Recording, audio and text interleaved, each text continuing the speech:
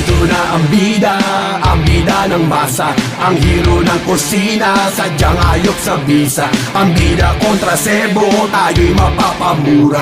Hayop ang laki neto, nandito na ang bida.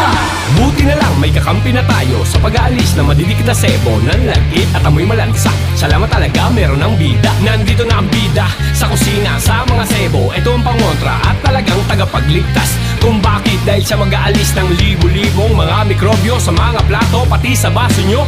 Huwag ka na magugulat sapagkat ang hinahanap mo nandito ng lahat. Di mo lubos maisip na merong malasakit talagang makakasulit dahil ubod ng tipid. Kailangan natin ng dishwashing na sadyang kayang-kaya mag-alis ng amoy na malansang. Di kaya tanggalin o alisin ng iba. Sa ating bida makakaasa ka. Huwag ka na mag-alala, huwag ka na mangamba. Nandito na ang bida ng masa. Nandito na ang bida ng masa, ang hero ng kusina, sadyang ayok sa bisa. Ang bida kontra sebo, tayo'y mapapamura.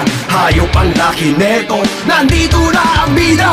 Bato-bato sa langit, ang maang babagalit, bawal lamang sa ibang plato na nalilimahin, pero okay lang. Ano meron tayong siguradong sasabay sa mga kusina at lababo kasunod na ang tropa. Sama na pinakamalapit na bonsa, panghugasin, babula, malaki, dami na laman. Kaya kita pa ulit-ulit na gamitin palaban. Stop, rewind and play mo, kasi na plato like DJ bro. Alam mo na ang ibig ko sabihin, di na kailangan pa paikot-ikotin, baka lalo matagal na lang kumapit. Na sa'yo di mo maintindihan, hayop sa laki halos hindi ko nabilang. Hugasin pinatao, wala sa naamoy nila pag nahawakan na mikrobyo yung mga nabubuo. Tanggal na sakit sa ulo, ganyan pa merong bayanin na nabago. Medyo nabibilisan, di mo naisip na pwede mangyari. Ang bida ng masa ngayon ang dadaling. Nandito na ang bida ng masa, ang hero ng kusina, sadyang ayok sa bisa. Ang bida kontra sebo, tayo'y mapapamura. Hayop ang laki neto, nandito na ang bida.